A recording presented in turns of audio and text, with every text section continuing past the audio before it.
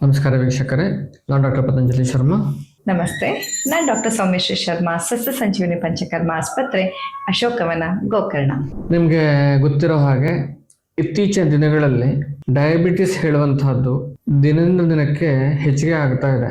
ಈಗ ಒಂದು ಸ್ಟಾಟಿಸ್ಟಿಕ್ಸ್ ಪ್ರಕಾರ ಸುಮಾರು ಭಾರತದಲ್ಲಿ 10 ಕೋಟಿ ಜನ ಆಲ್ರೆಡಿ ಡಯಾಬಿಟಿಸ್ ಇಂದ ಬಳಲ್ತಾ ಇದ್ದಾರೆ. ಸುಮಾರು 15 ಕೋಟಿ ಜನ ಪ್ರೀ ಡಯಾಬಿಟಿಕ್ ಇಂದ ಬಳಲ್ತಾ ಇದ್ದಾರೆ. ಅಂದಾಜು ನಮ್ಮ ಭಾರತ ಜನಸಂಖ್ಯೆ 150 ಕೋಟಿ ಇದ್ರೆ ಅದರಲ್ಲಿ 25 ಕೋಟಿಯಷ್ಟು ಜನ ಇವರ ಡಯಾಬಿಟಿಸ್ನಿಂದ ಬಳಲ್ತಾ ಇದ್ದಾರೆ. ಅಂದಾಜು ಹೇಳಬೇಕು ಅಂತಂದ್ರೆ 6 ಜನಕ್ಕೆ 1 ಜನ ಅಂತೆ ಭಾರತದಲ್ಲಿ ಡಯಾಬಿಟಿಸ್ ಹೇಳುವಂತಹದ್ದು ಉದ್ಭವ ಆಗ್ತಾ ಇದೆ. ಇದನ್ನು ನಾವು ಯಾವ ರೀತಿಯಾಗಿ ತಡಿಬೇಕು, ನಾವು ಯಾವ ರೀತಿ ಇದನ್ನ ಹಿಮ್ಮೆಟ್ಟಬೇಕು ಹೇಳೋದಕ್ಕೆ ನಾವು ಇವತ್ತು ಸಮಗ್ರವಾಗಿ ಒಂದು ಕಾರ್ಯರೂಪವನ್ನ ಮಾಡಬೇಕಾಗಿದೆ. ನಾವೆಲ್ಲರೂ ಒಟ್ಟಿಗೆ ಇದ್ದು ಈ ಒಂದು ಡಯಾಬಿಟಿಸ್ನ ವಿರುದ್ಧವಾಗಿ ಹೋರಾಡಬೇಕು. ಹೆಲ್ತಿ ಲೈಫ್ ಸ್ಟೈಲ್ಗೆ ಬರಬೇಕು. ದೊಡ್ಡ ಸಮಸ್ಯೆ ಅಲ್ಲ, ರೋಗ ಅಂತ ಅಲ್ಲ, ಇದು ಒಂದು ಲೈಫ್ ಸ್ಟೈಲ್ ಚೇಂಜಸ್ ಮಾಡಿಕೊಂಡು ಆರೋಗ್ಯವನ್ನು ಸುಧಾರಿಸ್ಕೊಂಡು ಹೋಗುವಂತಹದ್ದು. ಭಾರತ ಹೇಳುವಂತಹದ್ದು ಡಯಾಬಿಟಿಸ್ ತವರೂರಾಗ್ಬಿಟ್ಟಿದೆ. ಅತ್ಯಂತ ಹೆಚ್ಚಿಗೆ ಡಯಾಬಿಟಿಸ್ ಕೇಸಸ್ಗಳು ಭಾರತದಲ್ಲಿ ಆ ರೀತಿಯಲ್ಲಿ ಹೆಚ್ಚಿಗೆ ಆಗ್ತಾ ಇದೆ. ಅದಕ್ಕೆ ಯಾವ ರೀತಿ ತಡಿಬೇಕು ಹೇಳುವಂತಹ ಒಂದು ತ್ರಿಸೂತ್ರವನ್ನ ಡಾಕ್ಟರ್ ಸೌಮ್ಯಶ್ರೀ ಅವರು ಸವಿವರವಾಗಿ ನಿಮ್ಗೆ ತಿಳಿಸ್ಕೊಡ್ತಾರೆ. ಖಂಡಿತ. ಈಗಾಗಲೇ ವೈದ್ಯರು ಹೇಳಿದಂತೆ ಈ ಒಂದು ಡಯಾಬಿಟಿಸ್ ಅನ್ನುವಂತಹ ರೋಗ ಮನೆ ಮನೆ ಮಾತಾಗಿ ಬಿಟ್ಟಿದೆ. ಅಷ್ಟೇ ಅಲ್ಲದೆ ಇಡೀ ಜಗತ್ತಿಗೆ ಆಯುರ್ವೇದದಂತಹ ಜೀವನ ಸೂತ್ರವನ್ನ ಹೇಳಿಕೊಟ್ಟಂತಹ ನಮ್ಮ ಭಾರತ ದೇಶ ಇಂದು ಇಂತಹ ಒಂದು ರೋಗದ ರಾಜಧಾನಿ ಅಂತ ಹೇಳಿಸ್ಕೊಳ್ತಾ ಇದೆ, ಅಥವಾ ಜಗತ್ತಿನಲ್ಲಿ ಅತ್ಯಂತ ಹೆಚ್ಚು ಈ ರೋಗಿಗಳ ಸಂಖ್ಯೆ ಇರುವಂತಹ ದೇಶ ಆಗ್ತಾ ಇದೆ ಅಂತಂದ್ರೆ ಆ ವಿಷಯ ತುಂಬಾ ಶೋಚನೀಯ ಅಂತ ಅನ್ಸುತ್ತೆ. ಹಾಗಿದ್ರೆ ಕೆಲವೊಂದು ಸಿಂಪಲ್ ಆದಂತಹ 3 ಸೂತ್ರಗಳನ್ನ ನೀವು ನೆನಪಲ್ಲಿಟ್ಕೊಂಡ್ರೆ ಈ ಒಂದು ರೋಗ ನಿಮಗೂ ಬಾರದಿರುವಂತೆ, ಹಾಗೆ ಈ ರೋಗ ಬಂದವರು ಅದನ್ನ ದೂರ ಮಾಡ್ಕೊಳ್ಳೋಕೆ ಅಥವಾ ಅದನ್ನ ಕಂಪ್ಲೀಟ್ ಆಗಿ ರಿವರ್ಸ್ ಮಾಡ್ಕೊಳ್ಳೋಕೆ ಸಹಾಯವಾಗುವಂತಹ ಸುಲಭವಾದ ಒಂದು 3 ಅಂಶಗಳನ್ನ ಇವತ್ತಿನ ಈ ವಿಡಿಯೋದಲ್ಲಿ ನಾವು ನಿಮಗೆ ಹೇಳಿಕೊಡ್ತೇವೆ. ಮೊಟ್ಟ ಮೊದಲನೇದಾಗಿ ಈಗಾಗಲೇ ವೈದ್ಯರು ಹೇಳಿದಂತೆ ಜೀವನ ಶೈಲಿಯ ಬದಲಾವಣೆ. ರಾತ್ರಿ ಲೇಟ್ ಆಗಿ ಮಲಗೋದು, ಬೆಳಿಗ್ಗೆ ಬೇಗ ಏಳಲ್ಲ, ಲೇಟ್ ಆಗಿ ಮಲಗ್ತಾರೆ. ಆಮೇಲೆ ದಿನನಿತ್ಯದಲ್ಲಿ ವ್ಯಾಯಾಮ ತುಂಬಾ ಕೊರತೆ ಇರುತ್ತೆ. ಎಷ್ಟೊತ್ತಿಗೂ ಮಲಗಿರೋದು ಕೂತಿರೋದು, ಸೆಡೆಂಟರಿ ಹ್ಯಾಬಿಟ್ ಅಂತ ಹೇಳ್ತೀವಿ. ಕುತ್ಕೊಂಡು ಮಾಡುವಂತ ಕೆಲಸಗಳು ಹೆಚ್ಚಿಗೆ ಆಗಿದೆ, ಬಿಟ್ರೆ ಹೊರಗಡೆ ಹೋಗಿ ಕೆಲಸ ಮಾಡುವಂತದ್ದು ಕಡಿಮೆ ಆಗ್ತಾ ಇದೆ. ಖಂಡಿತ. ಸೊ ಮೊಟ್ಟ ಮೊದಲನೆಯ ಸೂತ್ರ ಏನಂತಂದ್ರೆ ನಿಮ್ಮ ಜೀವನ ಶೈಲಿಯಲ್ಲಿ ರಾತ್ರಿಯ ನಿದ್ದೆಯ ಸಮಯವನ್ನ ಸರಿಪಡಿಸ್ಕೊಳ್ಳಿ, ಹಾಗೂ ಪ್ರತಿನಿತ್ಯ ಕನಿಷ್ಠ ಒಂದು 40ರಿಂದ 50 ನಿಮಿಷ ಆದ್ರೂ ವ್ಯಾಯಾಮಕ್ಕಾಗಿ ಮೀಸಲಿಡಿ. ಅಷ್ಟೇ ಅಲ್ಲದೆ ಇಡೀ ದಿನ ಕೂಡ ಆಕ್ಟಿವ್ ಆಗಿ ಇರುವಂತವ್ರು ಈ ಡಯಾಬಿಟಿಸ್ ರೋಗ ಬಾರದಂತೆ ತಡ್ಕೊಳ್ಬಹುದು. ಹಾಗೆ ಬಂದವರು ಕೂಡ ಅದನ್ನ ಸುಲಭದಲ್ಲಿ ರಿವರ್ಸ್ ಮಾಡ್ಕೊಳ್ಳುವಂತ ಪ್ರಯತ್ನವನ್ನ ಮಾಡಬಹುದು. ಇನ್ನು 2ನೇ ಸೂತ್ರ ಬಂದು ಮಾನಸಿಕ ಒತ್ತಡದ ಒಂದು ಸೂಕ್ತವಾದ ರೀತಿಯಲ್ಲಿ ಅದರ ನಿಭಾಯಿಸುವಂಥದ್ದು. ಎಷ್ಟೋ ಕೇಸಸ್ಗಳು ಸ್ಟ್ರೆಸ್ ಇಂದ ಬರ್ತಾ ಇದೆ. ಕಂಟಿನ್ಯೂಸ್ ಆಗಿ ಸ್ಟ್ರೆಸ್ ಅಲ್ಲೇ ವರ್ಕ್ ಮಾಡುವಂತಹದ್ದು, ಡೇ ನೈಟ್ ವರ್ಕ್ ಮಾಡುವಂತಹದ್ದು, ನೈಟ್ ಶಿಫ್ಟ್ ಅಲ್ಲಿ ವರ್ಕ್ ಮಾಡುವಂತ ಒತ್ತಡ ಆ ರೀತಿ ಇರುತ್ತೆ. ಸ್ಟ್ರೆಸ್ ಇಂದ ಎಷ್ಟೋ ಡಯಾಬಿಟಿಸ್ ಕೇಸಸ್ಗಳು ಈಗ ಹೆಚ್ಚಿಗೆ ಆಗ್ತಾ ಇದೆ. ಹೌದು, ಯಾಕಂದ್ರೆ ನಿಮಗೆ ಗೊತ್ತಿರ್ಲಿ, ಡಯಾಬಿಟಿಸ್ ಅನ್ನುವಂಥದ್ದು ಇನ್ಸುಲಿನ್ ಹಾರ್ಮೋನ್ ನ ಕೊರತೆಯಿಂದ ಬರುವಂತಹ ರೋಗ. ಯಾವಾಗ ನಮ್ಮ ದೇಹದಲ್ಲಿ ಸ್ಟ್ರೆಸ್ ಹಾರ್ಮೋನ್ ನ ಅಂಶ ಜಾಸ್ತಿ ಆಗ್ತಾ ಬರುತ್ತೆ, ಆಗ ಆ ಸ್ಟ್ರೆಸ್ ಹಾರ್ಮೋನ್ ಉಳಿದ ಹಾರ್ಮೋನ್ಗಳ ಮೇಲೆ ಕೂಡ ಒತ್ತಡವನ್ನ ಬೀರುತ್ತೆ. ನೀವು ನೋಡಿರ್ಬೋದು, ಸ್ಟ್ರೆಸ್ ಇಂದ ಥೈರಾಯ್ಡ್ ಸಮಸ್ಯೆ ಬರುತ್ತೆ ಅಂತ ಕೇಳಿದ್ದಾರೆ, ಸ್ಟ್ರೆಸ್ ಇಂದ ಪೀರಿಯಡ್ಸ್ ಗಳ ಆಚೆ ಈಚೆ ಆಗೋದ್ರ ಬಗ್ಗೆ ನೀವು ಕೇಳಿದ್ದೀರಾ. ಹಾಗೆ ಸ್ಟ್ರೆಸ್ ಇಂದಾನೇ ಡಯಾಬಿಟಿಸ್ ಅಂತಹ ರೋಗಗಳು ಬರುವಂತಹ ಸಾಧ್ಯತೆ ಕೂಡ ಇರುತ್ತೆ. ಸೊ 2ನೇದಾಗಿ ಪ್ರತಿನಿತ್ಯ ಕನಿಷ್ಠ ಒಂದು 20ರಿಂದ 30 ನಿಮಿಷ ನಿಮಗಿಷ್ಟವಾದಂತಹ ಸಂಗೀತವನ್ನ ಆಲಿಸ್ಲಿಕ್ಕೋ, ಅಥವಾ ಪ್ರಕೃತಿಯ ಮಧ್ಯದಲ್ಲಿ ಒಂದು ವಾಕಿಂಗ್ ಹೋಗೋದಕ್ಕೋ, ಅಥವಾ ಮೈಗೆ ಶ್ರಮ ಆಗೋ ರೀತಿಯಲ್ಲಿ ಮನಸ್ಸಿಗೂ ಹಿತ ಕೊಡುವಂತಹ ಕೆಲಸವನ್ನ ಮಾಡೋದ್ರಲ್ಲೋ, ಧ್ಯಾನ, ಪ್ರಾಣಾಯಾಮ, ಸೂಕ್ತವಾದ ರೀತಿಯಲ್ಲಿ ಅಭ್ಯಾಸ ಮಾಡೋದ್ರಿಂದನೋ, ಹೀಗೆ ಒತ್ತಡ ನಿವಾರಣೆಯನ್ನ ಸರಿಯಾದ ರೀತಿಯಲ್ಲಿ ನೀವು ಪ್ಲಾನ್ ಮಾಡ್ಕೊಂಡ್ರೆ ಖಂಡಿತವಾಗಿ ನೀವು ಡಯಾಬಿಟಿಸ್ ರೋಗ ಬಾರದಿರುವಂತೆ ಅಥವಾ ಬಂದವರು ಅದನ್ನ ರಿವರ್ಸ್ ಮಾಡ್ಕೊಳ್ಳುವಲ್ಲಿ ಯಶಸ್ವಿ ಆಗ್ಬಹುದು. ಇನ್ನು 3ನೆಯ ಹಾಗೂ ಅತ್ಯಂತ ಪ್ರಮುಖವಾದಂತಹ ಸೂತ್ರ ಅಂತಂದ್ರೆ ಪಂಚಕರ್ಮ ಚಿಕಿತ್ಸೆ. ಹೌದು, ಯಾಕಂದ್ರೆ ಡಯಾಬಿಟಿಸ್ ಅನ್ನೋದು ಸ್ಟ್ರೆಸ್ ಇಂದ ಬರಬಹುದು, ಜೀವನ ಶೈಲಿಯಿಂದ ಬರಬಹುದು, ತೀರಾ ಜಾಸ್ತಿ ಕೆಮಿಕಲ್ ಯುಕ್ತವಾದಂತಹ ಆಹಾರ ಪದಾರ್ಥದಿಂದ ಬರಬಹುದು. ಅಷ್ಟೇ ಅಲ್ಲದೆ ಜೆನೆಟಿಕಲಿ ಕೂಡ ಬರ್ಬೋದು. ಒಂದು ಮನೆಯಲ್ಲಿ ತಂದೆ ತಾಯಿಯರಿಬ್ಬರಿಗೂ ಇದೆ ಅಂತಂದ್ರೆ ನಿಮ್ಗೆ ಈಗ ಇಲ್ಲದೆ ಇರಬಹುದು, ಆದ್ರೆ ಮುಂದೆ ಬರುವಂತಹ ಸಾಧ್ಯತೆ ಜಾಸ್ತಿ ಇರುತ್ತೆ. ಸೊ ಹೀಗೆ ಬೇರೆ ಬೇರೆ ಕಾರಣಗಳಿಂದ ಬರುವಂತಹ ರೋಗ ಇದಾಗಿರೋದ್ರಿಂದ, ಅಷ್ಟೇ ಅಲ್ಲದೆ ಡಯಾಬಿಟಿಸ್ ಅಂತ ಬಂದಾಗ ಇದು ಕೇವಲ ಬ್ಲಡ್ ಅಲ್ಲಿ ಶುಗರ್ ಲೆವೆಲ್ ಜಾಸ್ತಿ ಇದೆ ಅನ್ನೋದಷ್ಟೇ ಸಮಸ್ಯೆ ಅಲ್ಲ. ಇದು ನಿಮ್ಮ ಜೀರ್ಣಕ್ರಿಯೆಯನ್ನ ಹಾಳು ಮಾಡುತ್ತೆ, ಓವರ್ ಆಲ್ ಎನರ್ಜಿ ಲೆವೆಲ್ ಅನ್ನ ಕಮ್ಮಿ ಮಾಡುತ್ತೆ, ಎಷ್ಟೊಂದು ಜನರಲ್ಲಿ ಇರೆಕ್ಟೈಲ್ ಡಿಸ್ಫಂಕ್ಷನ್ಸ್ ಗಳಾಗತ್ತೆ, ನ್ಯೂರೋಪತಿ ಆಗತ್ತೆ, ನೆಫ್ರೋಪತಿ ಆಗತ್ತೆ, ರೆಟಿನೋಪತಿ ಆಗತ್ತೆ. ಇದು ಓವರ್ ಆಲ್ ಆಗಿ ಒಂಥರ ಗೆದ್ದಲು ಹುಳುವಿನ ತರ. ನಿಮ್ಮ ಲೆಕ್ಕದಲ್ಲಿ ಕೇವಲ ಬ್ಲಡ್ ಅಲ್ಲಿ ಶುಗರ್ ಅಂಶ ಜಾಸ್ತಿ ಇದೆ, ಟೆಸ್ಟ್ ಮಾಡಿದಾಗ ಗೊತ್ತಾಗತ್ತೆ ಅಷ್ಟೇ ಅಂತ ನೀವು ಅನ್ಕೊಂತಾ ಇರ್ತೀರಾ. ಆದ್ರೆ ಒಳಗಡೆಯಿಂದ ಇದು ದೇಹದ ಪ್ರತಿಯೊಂದು ಅಂಗಾಂಗಗಳನ್ನ, ನರ್ವಸ್ ಸಿಸ್ಟಮ್ ಆಗಿರ್ಬೋದು ಅಥವಾ ನಿಮ್ಮ ಕಿಡ್ನಿಯ ವ್ಯವಸ್ಥೆಯನ್ನ, ಕಾರ್ಯನಿರ್ವಹಣಾ ಸಾಮರ್ಥ್ಯವನ್ನಾಗಿರ್ಬೋದು, ಕಣ್ಣಿನ ಆರೋಗ್ಯವನ್ನ, ಇದೆಲ್ಲವನ್ನ ಒಳಗಡೆಯಿಂದಲೇ ಅದು ಹಾಳು ಮಾಡ್ತಾ ಬರ್ತಾ ಇರತ್ತೆ. ಹಾಗಾಗಿ ಇಂತಹ ಒಂದು ಮುಂದೆ ಬರುವಂತಹ ಕಾನ್ಸಿಕ್ವೆನ್ಸ್ ಇಂದ ನಿಮ್ಮನ್ನ ನೀವು ಕಾಪಾಡ್ಕೊಳ್ಬೇಕು ಅಂತಂದ್ರೆ ಪಂಚಕರ್ಮದ ಅಗತ್ಯ ಆರೋಗ್ಯವಂತ ವ್ಯಕ್ತಿಯಲ್ಲಿ ಹಾಗೂ ಈಗಾಗಲೇ ಡಯಾಬಿಟಿಸ್ ಬಂದವರಲ್ಲಿ ಇಬ್ಬರಲ್ಲಿಯೂ ಇದೆ. ಅಂಡ್ ಬೆಸ್ಟ್ ಪಾರ್ಟ್ ಏನಂತಂದ್ರೆ ಇಬ್ಬರಲ್ಲಿ ಕೂಡ ಇದು ಡಯಾಬಿಟಿಸ್ ಅನ್ನ ಬಾರದಿದ್ದಂತೆ ತಡೆಯೋದು ಹಾಗೂ ರಿವರ್ಸ್ ಮಾಡೋದು ಅಷ್ಟೇ ಅಲ್ಲದೆ ಉಳಿದ ಅಂಗಾಂಗಗಳ ಆರೋಗ್ಯವನ್ನ ಹೆಚ್ಚಿಸುವ ಒಂದು ಬೋನಸ್ ಇಫೆಕ್ಟ್ ಅನ್ನ ಕೂಡ ನಿಮಗೆ ಕೊಡುತ್ತೆ. ರೋಗ ಬಂದವರಷ್ಟೇ ಅಲ್ಲ, ಆರೋಗ್ಯವಂತರು ಪಂಚಕರ್ಮ ಚಿಕಿತ್ಸೆಯನ್ನ ಪಡ್ಕೊಳ್ಬಹುದು. ಅದರಲ್ಲೂ ವಿಶಿಷ್ಟವಾಗಿ ನಮ್ಮ ಸಸ್ಯ ಸಂಜೀವಿನಿಯಲ್ಲಿ ಈ ಒಂದು ವಿರೇಚನ ಚಿಕಿತ್ಸೆ ಹಾಗೂ ಬಸ್ತಿ ಚಿಕಿತ್ಸೆಯ ಸಂಯೋಜನೆಯಿಂದ, ವಿರೇಚನ ಚಿಕಿತ್ಸೆ ಮತ್ತು ಬಸ್ತಿ ಚಿಕಿತ್ಸೆ ಎರಡನ್ನೂ ಕೂಡ ನಿಮ್ಮ ದೇಹಕ್ಕೆ ಅನುಕೂಲಕರವಾಗುವ ರೀತಿಯಲ್ಲಿ ನಾವು ಪದ್ಧತಿ ಪ್ರಕಾರವಾಗಿ ಅದನ್ನ ಪ್ಲಾನ್ ಮಾಡಿದಾಗ ಖಂಡಿತ ನೀವು ಈ ಡಯಾಬಿಟಿಸ್ ರೋಗದಿಂದ ಹೊರಬರುವಂತೆ ಮಾಡ್ಲಿಕ್ಕೆ ಸಾಧ್ಯ ಇದೆ.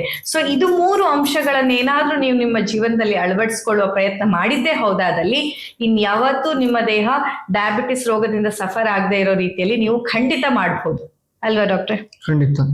ನಾವು ಅದಕ್ಕಾಗಲೇ ಈ ಒಂದು ಡಯಾಬಿಟಿಸ್ ಕೇಸ್ಗಳು ಹೆಚ್ಚಿಗೆ ಆಗ್ತಾ ಇರೋದ್ರಿಂದ ಇದನ್ನ ತಡಿಬೇಕು, ಜನರಿಗೆ ಅವೇರ್ನೆಸ್ ಮೂಡಿಸ್ಬೇಕು, ಡಯಾಬಿಟಿಸ್ನ ರಿವರ್ಸಲ್ ಮಾಡಬೇಕು ಅಂತ ಇದೇ ತಿಂಗಳ 10ನೇ ತಾರೀಕಿನಿಂದ 20ನೇ ತಾರೀಕಿನವರೆಗೆ 10 ದಿನಗಳ ಕಾಲ ಒಂದು ವಿಶೇಷವಾಗಿ ಡಯಾಬಿಟಿಸ್ಗೆ ಅಂತಾನೆ ಚಿಕಿತ್ಸೆಯನ್ನು ಕೊಡ್ತಾ ಇದ್ದೀವಿ.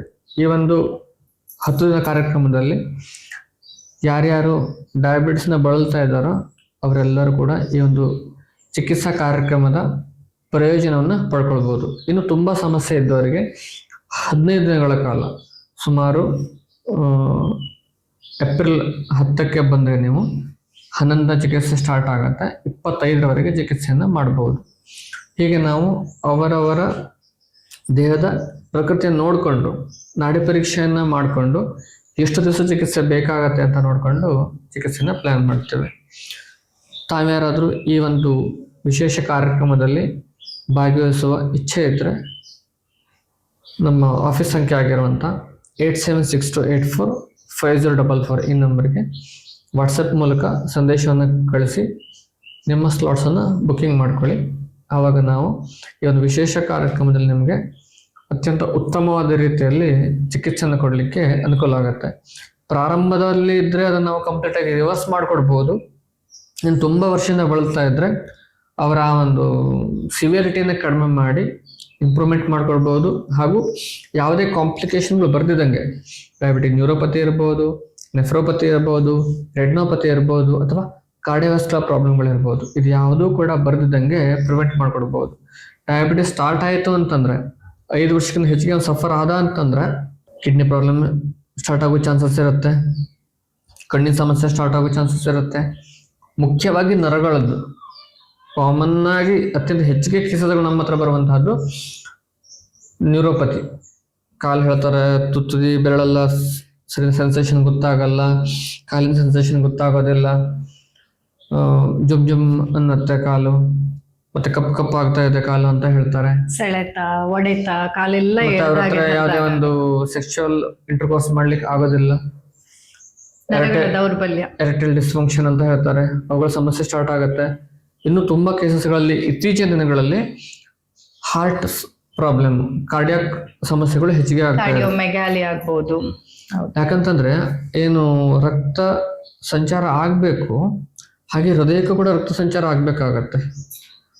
ಏನಾಗತ್ತೆ ಅಂತಂದ್ರೆ ಈ ಒಂದು ಶುಗರ್ ಅಂಶ ಹೆಚ್ಚಿಗೆ ಆಗೋದ್ರಿಂದ ರಕ್ತದಲ್ಲಿ ಚಿಕ್ಕ ಚಿಕ್ಕ ರಕ್ತನಾಳಗಳನ್ನೆಲ್ಲ ಬ್ಲಾಕ್ ಮಾಡ್ತಾ ಹೋಗುತ್ತೆ. ಕಾರ್ಡಿಯೋವ್ಯಾಸ್ಕ್ಯುಲರ್ ಪ್ರಾಬ್ಲಮ್ಸ್ಗಳು ಹೆಚ್ಚಿಗೆ ಆಗ್ತಾ ಹೋಗ್ತಾ ಇದೆ. ಹಾರ್ಟ್ ಅಟ್ಯಾಕ್ ಆಗುವಂತಹದ್ದು, ಇವೆಲ್ಲದೂ ಕೂಡ ಹೆಚ್ಚಿಗೆ ಆಗಲಿಕ್ಕೆ ಇದು ಕೂಡ ಒಂದು ಕಾರಣ. ಆದ್ದರಿಂದ ಆರೋಗ್ಯವಂತರಾಗಿ ಬದುಕಲಿಕ್ಕೆ ನಾವೆಲ್ಲರೂ ಪಣ ತೊಡಬೇಕು. ಆವಾಗ ನಾವು ಈ ಒಂದು ಡಯಾಬಿಟಿಸ್ನಿಂದ ಹೊರಬರಲಿಕ್ಕೆ ಸಾಧ್ಯ ಉಂಟು, ಆರೋಗ್ಯವಂತ ಜೀವನ ಮಾಡಲಿಕ್ಕೆ ಸಾಧ್ಯ ಉಂಟು ಅಲ್ಲ ಮೇಡಮ್? ಹೌದು. ಅಷ್ಟೇ ಅಲ್ಲದೆ ಡಯಾಬಿಟಿಸ್ ಅನ್ನೋದು ಒಂದು ಮೆಟಬಾಲಿಕ್ ಸಿಂಡ್ರೋಮ್ ಅನ್ನೋದನ್ನ ನೀವೆಲ್ಲ ಗಮನದಲ್ಲಿ ಇಟ್ಕೊಳ್ಳೇಬೇಕು. ಹಾಗಾಗಿ ಇದು ನಿಮ್ಮ ಮೆಟಬಾಲಿಸಮ್ ಅನ್ನ ಹಾಳು ಮಾಡ್ತಾ ಬಂದಂತೆ ಎಷ್ಟೊಂದು ಜನರಲ್ಲಿ ಇಂದಿಗೆ ಸರ್ವೇ ಸಾಮಾನ್ಯವಾಗಿ ಕಾಣ್ತಾ ಇರೋ ಫ್ಯಾಟಿ ಲಿವರ್ ಚೇಂಜಸ್ ಆಗಿರ್ಬೋದು ಅಥವಾ ಹೈ ಕೊಲೆಸ್ಟ್ರಾಲ್ ಆಗಿರ್ಬೋದು, ಇದೆಲ್ಲ ಕೂಡ ಮುಂಬರುವಂತಹ ಡಯಾಬಿಟಿಸ್ನ ಸೂಚನೆ ಅನ್ನೋದನ್ನ ಮರಿಬೇಡಿ. ಎಲ್ಲಿಂದ ನಿಮ್ಮಲ್ಲಿ ಫ್ಯಾಟಿ ಲಿವರ್ ಬಿಡು ಕಾಮನ್, ಕೊಲೆಸ್ಟ್ರಾಲ್ ಹೈ ಆಗಿದೆ ಕೊಲೆಸ್ಟ್ರಾಲ್ ಬಿಡು ಕಾಮನ್, ಆದ್ರೆ ಇದೆಲ್ಲ ಕೂಡ ನಿಮ್ಮ ದೇಹ ನಿಮಗೆ ಕೊಡ್ತಾ ಇರುವಂತಹ ಸೂಚನೆ ಏನು? ಮುಂದೆ ಬರ್ತಾ ಇರುವಂತಹ ಕಾದು ನಿಂತಿರುವಂತಹ ಡಯಾಬಿಟಿಸ್ ರೋಗದ ಮುನ್ಸೂಚನೆ. ಸೊ ಈಗಲೇ ನೀವು ಎಚ್ಚೆತ್ತುಕೊಂಡು ನಿಮಗಾಗಿ ನಿಮ್ಮ ಆರೋಗ್ಯಕ್ಕಾಗಿ ಸ್ವಲ್ಪ ಯೋಚನೆಯನ್ನ ಮಾಡಿ ಒಂದಿಷ್ಟು ಕಾಳಜಿಯನ್ನ ಚಿಕಿತ್ಸೆಯನ್ನ ಪಡೆದುಕೊಂಡಿದ್ದೆ ಹೌದಾದಲ್ಲಿ ಈ ರೋಗ ನಿಮ್ಗೆ ಬಾರದೇ ಇರೋ ರೀತಿಯಲ್ಲಿ ನೀವಿದ್ನ ಯಶಸ್ವಿಯಾಗಿ ತಡೆಗಟ್ಟಬಹುದು.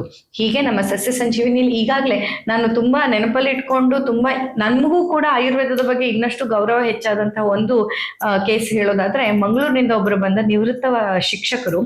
ಅವರು ಚಿಕ್ಕಂದಿನಿಂದ ಪೋಲಿಯೋ ರೋಗದಿಂದ ಬಳಲ್ತಾ ಇದ್ರು.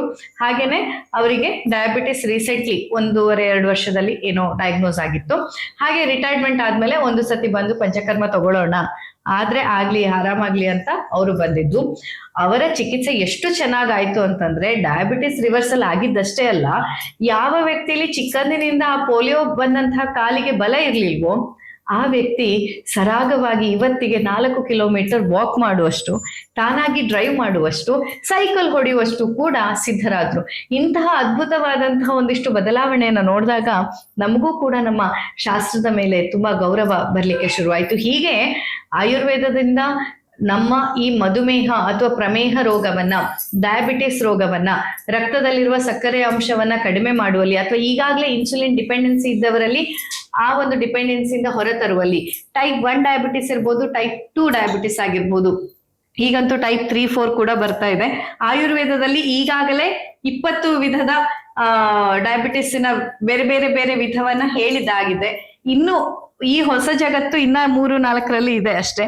ಈ ಯಾವುದೇ ರೀತಿಯ ಆದಂತಹ ಸಕ್ಕರೆ ಕಾಯಿಲೆ ಇರ್ಬೋದು, ಅದರಿಂದ ನೀವು ಸಂಪೂರ್ಣವಾಗಿ ಹೊರಬರ್ಲಿಕ್ಕೆ ಸಾಧ್ಯವಿದೆ.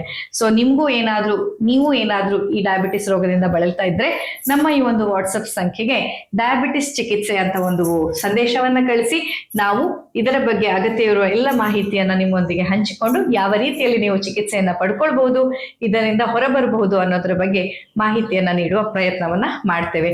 ಹಾಗೆ ಇಲ್ಲಿಯ ತನಕ ತಾಳ್ಮೆಯಿಂದ ಈ ವಿಡಿಯೋವನ್ನ ನೋಡಿದ್ದಕ್ಕೆ ತುಂಬ ಹೃದಯದ ಧನ್ಯವಾದಗಳು. ಹಾಗೆ ನಿಮಗೆ ಗೊತ್ತಿರುವ ಯಾರ್ಯಾರ ಸ್ನೇಹಿತರಲ್ಲಿ, ನೆಂಟರಿಷ್ಟರಲ್ಲಿ, ಬಂಧು ಮಿತ್ರರಲ್ಲಿ ಡಯಾಬಿಟಿಸ್ ರೋಗ ಇದೆ ಅವರೆಲ್ಲರೊಂದಿಗೆ ಈ ವಿಡಿಯೋವನ್ನ ಶೇರ್ ಮಾಡ್ಲಿಕ್ಕೆ ಮರಿಬೇಡಿ.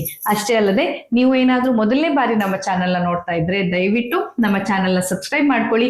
ಪಕ್ಕದಲ್ಲಿ ಕಾಣ್ತಾ ಇರುವಂತಹ ಬೆಲ್ ಐಕಾನ್ ಪ್ರೆಸ್ ಮಾಡಿದ್ರೆ ನಾವು ಮುಂದೆ ಹಾಕುವಂತಹ ಎಲ್ಲಾ ವಿಡಿಯೋಗಳ ನೋಟಿಫಿಕೇಶನ್ ನಿಮ್ಗೆ ಲಭ್ಯ ಇರುತ್ತೆ. ಇನ್ನಷ್ಟು ಹೆಚ್ಚಿನ ಆಯುರ್ವೇದ ಸಂಬಂಧ ಪಟ್ಟಂತಹ ಮಾಹಿತಿಯೊಂದಿಗೆ ನಿಮ್ಮೆದುರು ಬರ್ತೇವೆ. ಅಲ್ಲಿಯ ತನಕ ನಮಸ್ಕಾರ.